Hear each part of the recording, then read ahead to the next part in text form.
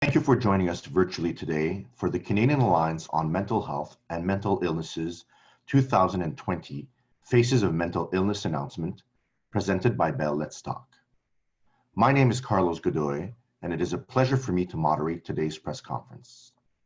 This morning, we will hear from CAMI's co-chairs Florence Button and Helen Cohen, along with the 5 extraordinary individuals from across Canada who have been selected as this year's Faces of Mental Illness. I am proud to mention that we will have sign language interpretation here today in both English and French, so please use this service if you require so. Following remarks from our speakers, I will open the floor to questions from reporters who are joining us via Zoom. At that time, I will ask members of the media to use the raise your hand function. I will then unmute you, and you will be able to ask your questions to the co-chairs. If throughout the press conference you have questions, please submit them through the chat box. À nouveau, bonjour et merci de vous joindre à nous virtuellement ce matin pour le dévoilement des visages de la maladie mentale 2020 de l'Alliance canadienne pour la maladie mentale et la santé mentale, présentée par Belle Cause pour la cause. Je m'appelle Carlos Godoy et c'est un plaisir pour moi d'animer cette conférence de presse. Ce matin se joindront à moi les coprésidentes de l'Alliance canadienne pour la maladie mentale et la santé mentale, Mesdames Florence Button et Helen Cohen, ainsi que 5 extraordinaires Canadiennes et Canadiens de partout au pays qui sont nommés lors de cette édition 2020 des visages de la maladie mentale. Je suis fier de mentionner que nous bénéficions d'un service d'interprétation en langage des signes, en français et en anglais, et je vous invite à vous en servir au besoin. Suite aux remarques qui seront prononcées, je prendrai des questions de journalistes qui se joignent à nous sur cette plateforme Zoom. Pour ce faire, j'invite les journalistes à se servir de la fonction « Raise your hand » de la plateforme, ce qui me permettra d'activer votre micro pour que vos questions puissent être adressées aux coprésidentes. Si toutefois vous avez des questions en cours de route, je vous invite à les poser par écrit via la fonction de conversation écrite « Chat ». Sans plus tarder, je cède la parole à la coprésidente, Madame Helen Cohen. Without any further ado, I would invite co-chair Helen Cohen to say a few words. Helen. Good morning, everyone, and thank you for joining us. I'm sorry we could not meet in person, but I hope you're all healthy and doing well. CAMI is an alliance of 13 organizations representing persons living with mental illness, as well as professionals in Canada who provide mental health care. CAMI's mandate is to ensure that the mental health remains in focus at the national level. CAMI also advocates for better access to services and supports for persons with direct experience of mental illness.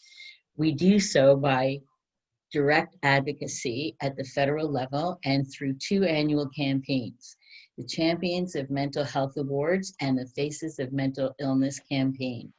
This morning, we are here to formally announce the 5 individuals selected this year to be the Faces of Mental Illness.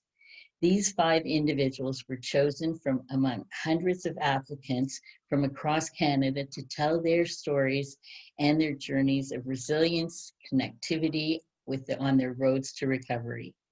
The Faces campaigns presented by Bell Let's Talk shares real stories of Canadians who are living with mental illness and the importance of proper diagnosis and treatment. I want to recognize that the campaign is made possible through the generous support of our sponsors, Bell Let's Talk, the Mental Health Commission of Canada, Lundbeck Canada, Impact Public Affairs, and Innovative Medicines Canada. I would now like to introduce to you Florence Button, my co-chair of CAMI. Thank you, Ellen. To introduce our Faces of Mental Illness. Thank you, Ellen. This is the 18th year CAMI has been sharing stories of recovery with the public through the Faces of Mental Illness campaign. While this year, many of our activities are virtual, the Faces of Mental Illness will participate in a public awareness campaign by speaking to the media, to Canadians, and even some of the most important decision makers in Canada. With Mental Illness Awareness Week, Meow, next week, we will be sharing their stories along with other information about mental illness in Canada on our digital platforms and directly with parliamentarians and decision makers. All of these efforts are taken to advocate for mental health parity. The idea that mental illnesses deserve the same treatment, funding, and dedicated research similar to any major health issue. This year, our Mental Illness Awareness Week theme highlights something Cami has always known. There is no health without mental health. As we all navigate these challenging times by adjusting our behaviors, attitudes, lifestyles, and social interactions, we want to recognize and celebrate the movement we as a society have made in prioritizing mental health. It's important that we have open and honest conversations about mental health and that we celebrate those who are making positive change in the mental health space. With that said, it is my great pleasure to introduce to you the 2020 Faces of Mental Illness. Karen D Gill from Brampton, Ontario. Feiyan Kwok from Toronto, Ontario. Keith Lyon from Fredericton, New Brunswick. Lydia Minot from Longueuil, Quebec. And Nick Petrella from Ancaster, Ontario. Thank you all for having the courage to share your stories. I know many Canadians will find hope and inspiration, as I have, in hearing your journey. Thank you, Flo. Merci. Now we would like to take a few minutes to give you all a bit more insight into the journeys these Canadians have gone through. Maintenant, quelques mots au sujet de ces extraordinaires Canadiennes et Canadiens nommés. Karen D. Gill from Brampton, Ontario, has struggled with mental health issues since the age of 15. At 24 years old, that she was correctly diagnosed with schizoaffective disorder, bipolar type affecting, after being hospitalized 7 times over the last decade. Following her last hospitalization for severe paranoia and visual hallucinations, she followed an intensive inpatient and outpatient recovery program that helped her cope.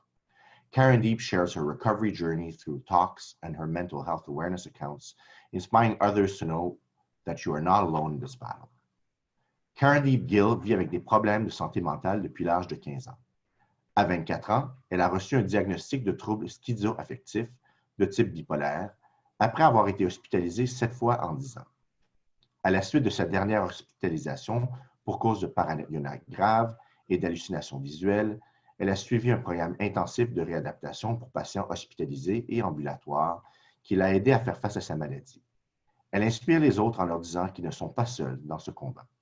Karen Deep, please unmute yourself and please share some remarks.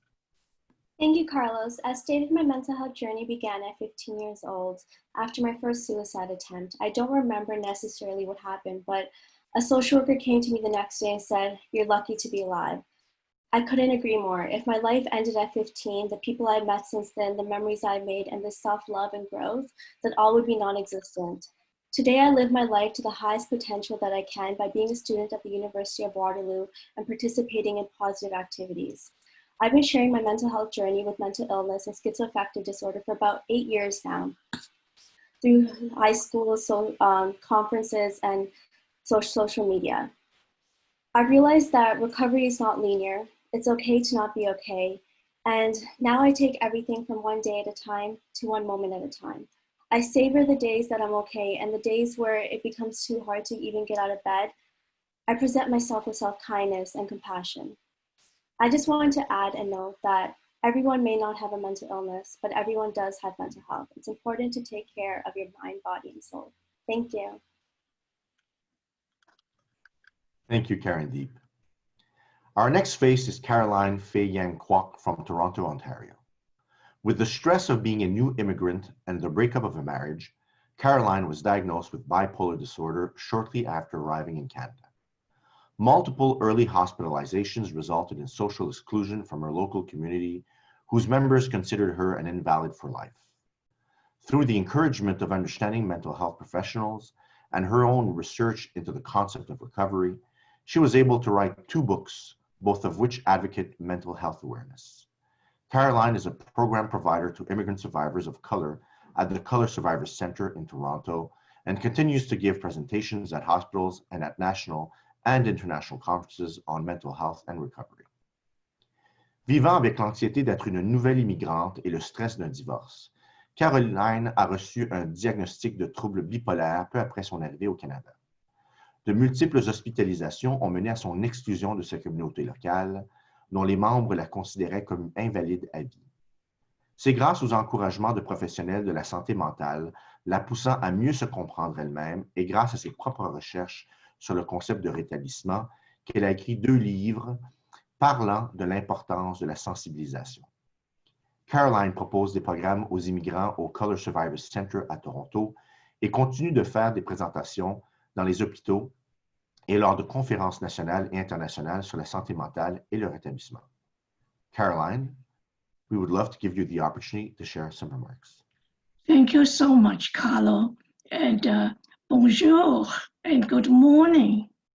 Well, despite my initial difficulties with mental health providers, my recovery today is due to supportive professionals who understood my aspirations and did not label them as symptoms of being a manic.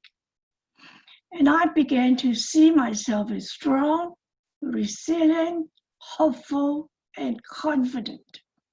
And these days, I have the courage to dream high and big. But I could not have done all this without God's protection, the social acceptance and respect of old friends, new friends, and total strangers who happen to have read my 2 books on mental health and recovery. If I was able to recover, so can you, right? Thank you very much, Caroline. Keith Lyon from Fredericton, New Brunswick, began experiencing psychosis and paranoia in his 20s. Keith spent 10 years in and out of psychiatric units. Stigma about needing medication and feeling that people didn't understand him were barriers in his recovery. With the support of his family and close friends, his faith, work, and community engagement support, Keith has spent the last several years on a positive path, now working at a local supermarket. Keith proudly shares his experiences with schizophrenia to offer hope to others and donates proceeds from his 4 children's books to the psychiatric unit that helped them. Ayant vécu des psychoses et la paranoïa dans la vingtaine, Keith a passé 10 ans de sa vie dans des unités de soins psychiatriques. La stigmatisation entourant le besoin de médicaments et le sentiment que les gens ne le comprenaient pas ont été des obstacles à son rétablissement. Avec le soutien de sa famille et de ses proches, sa foi, son travail et son engagement communautaire, Keith a passé ces dernières années de manière positive et travaille maintenant dans un supermarché local. Keith partage fièrement ses expériences de la schizophrénie pour donner de l'espoir aux autres. Il fait d'ailleurs don des recettes de ses 4 livres pour enfants à l'unité de soins psychiatriques qui l'a aidé. Keith, thank you for joining us today, and please tell us a little bit more about yourself. Thank you, Carlos. I've been dealing with paranoid schizophrenia for 18 years. I suffer from severe paranoia and voices. I spent 10 years in and out of hospital, where I was tasered twice, handcuffed, and shackled many a times. I've been in recovery for 8 years now. In those 8 years, I've been working for Sobeys for about 3 years now. I've written 4 children's stories, and I do many talks on mental health on many different platforms. I want to thank my family, friends, coworkers, and God for all the support over the years. I want to congratulate all these other 4 amazing people, and together, let's break the stigma and get mental illness out there. Thank you for choosing me as a face this year. I am honored, and let's do this. Thank you. Have a good day. Thank you, Keith. Le prochain visage de la maladie mentale est Lydia Mignot de Longueuil au Québec. Lydia a été atteinte d'une maladie mentale très jeune et a lutté contre les idées suicidaires. Après plusieurs années de hauts et de bas difficiles, les hospitalisations pour tentatives de suicide, les arrêts de travail, les rétablissements et les rechutes, elle a enfin reçu un diagnostic d'anxiété, de troubles de la personnalité et de l'alimentation. Suite à son diagnostic en 2017, elle a commencé à parler ouvertement de sa maladie mentale, ce qui l'a aidé à comprendre tous ces épisodes. Grâce à la thérapie et au soutien de sa famille, elle mène aujourd'hui une vie personnelle, sociale et professionnelle saine et équilibrée. Lydia s'engage auprès de projets visant à parler de santé mentale et donner en retour à la prochaine génération. Blogueuse, qui anime un blog qui vise à combattre les tabous et les préjugés à l'égard de la maladie mentale, son blog compte plus de 10 000 abonnés. Lydia Mignot has lived with mental illness from a very young age, fighting suicidal thoughts. After several rocky years of highs and lows, hospitalizations, work stoppages, recovery, and relapse, she was finally diagnosed with anxiety, borderline personality disorder, as well as an eating disorder. Following her diagnosis in 2017, she began speaking openly about her mental illness, which helped her make sense of all of these episodes. Thanks to therapy and the support of her family, today she is living a healthy and balanced life on a personal, social, and professional level. She is a blogger and contributor to the blog, which aims to fight against taboos and prejudices towards mental illness. Her blog has more than 10,000 followers. Lydia, je t'invite à prononcer quelques mots. Thank you, Carlos. Good morning, everyone. Bonjour à tous. C'est un honneur pour moi d'être ici avec vous aujourd'hui. Ça fait maintenant 3 ans que je consacre mon temps, mon énergie à faire bouger les choses en santé mentale. Le 17 janvier 2020, c'est la date à laquelle mon cousin s'est enlevé la vie. À août 2017, c'est le mois de ma 3e hospitalisation pour tentative de suicide.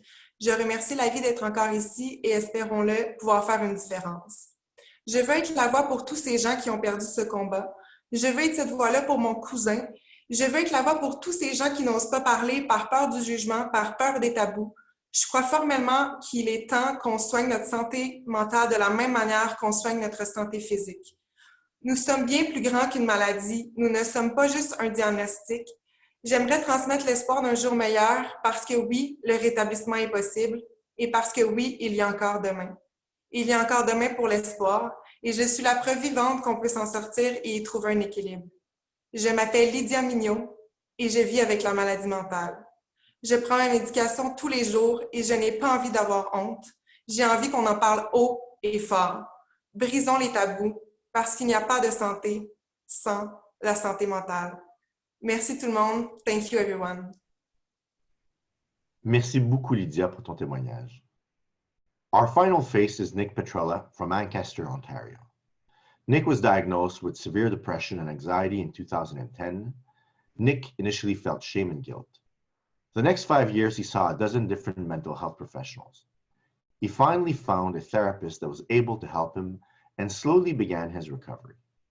With the support of his wife, his therapist, his friend at CMHA, his 2 young daughters, and 3 dogs, Nick lives and breathes mental health awareness to reduce stigma and prove that recovery is possible every day.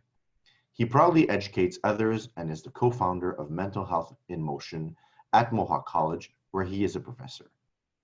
Ayant reçu un diagnostic de dépression et d'anxiété grave en 2010, Nick a d'abord ressenti de la honte et de la culpabilité.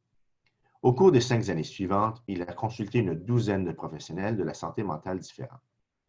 Il a enfin trouvé un thérapeute en mesure de l'aider et il a lentement commencé son rétablissement. Grâce au soutien de son épouse, de son thérapeute, d'un ami à l'Association canadienne de la maladie mentale, de ses 2 jeunes filles et de ses 3 chiens, Nick s'affaire à sensibiliser le public afin de réduire la stigmatisation et prouver que le rétablissement est possible. Il sensibilise fièrement les autres et il est le cofondateur de Mental Health in Motion au Mohawk College où il enseigne. Last but certainly not the least, here is Nick Petrella. Thank you, Carlos, and good morning, everyone. My diagnosis sent me spiraling out of control with guilt, shame, and disgust. I was literally living every minute of every day trying to find reasons not to kill myself. With the help of a therapist that I could connect with and could connect with me, and finally admitting to myself that I couldn't do it alone, I started my recovery. I'm here today to tell you a couple of things. One of them is that mental illness lies to you. It tells you things that is not true and things that are not real. I'm also here to tell you today, like everyone else, that recovery is possible. It may be the hardest thing that you'll ever have to do, and you're going to have bad days, bad weeks, bad months, maybe even bad years. But with the right help, the right support, and a commitment to a goal, it is possible, and you can do it, and it is worth it. If we can do it, everybody can. Thank you. Merci. Thank you, Nick. Pour conclure, j'aimerais inviter les coprésidentes à prononcer quelques derniers mots. To conclude, I would like to invite our co-chairs to say a few closing remarks. Thank you all so much for sharing your inspiring stories and for your participation in our campaign this year. Ultimately, our goal is to ensure that physical and mental health are treated equally across Canada, and each of you have taken tremendous leadership to achieve this. Thank you so much. I want to thank our sponsors once more for their support. Bell Let's Talk, the Mental Health Commission of Canada, Lundbeck Canada, Impact Public Affairs, and Innovative Medicines Canada. Thanks. I'd like to echo Ellen's words and thank you all so much for sharing your stories of inspiration and recovery. They truly are amazing. I also wanted to highlight that videos with each FACES story and our public service announcement will be available on cami.ca, CAMIMH.ca, and our social media channels. We also want to remind everyone that is listening that on October the 6th at 6 p.m. Eastern Standard Time, we are hosting our Champions of Mental Health virtual award ceremony. If you have not registered already, please go to our website and do so. It is a free event with features remarks from our champions, parliamentarians, and a number of very special speakers. Thank you so much. Ellen, Florence, merci. And thank you to everyone for joining us. Félicitations à nouveau à toutes et tous les nommés Visage de la maladie mentale, édition 2020. We will now open the virtual floor to take questions from reporters who have joined us today. Nous sommes maintenant prêts pour des questions de journalistes. À vous la parole.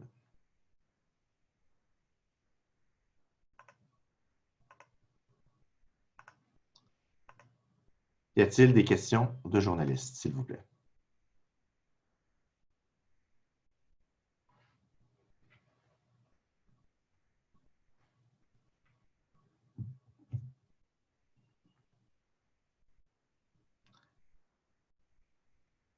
À nouveau, questions de journalistes, questions from reporters. Please unmute yourself and ask your question.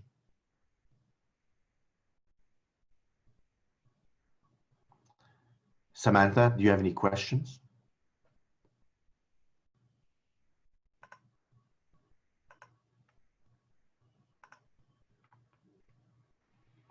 D'accord. Very well. À nouveau, merci à toutes et à tous de vous être rejoints à nous ce matin. Thank you to all for joining us this morning. Ellen, Florence, thank you. Mesdames et messieurs, les visages de la maladie mentale 2020, ladies and gentlemen, the faces of mental illness 2020, félicitations, congratulations. Ceci conclut notre conférence de presse. This concludes our press conference. Passez une super journée. Have a great day.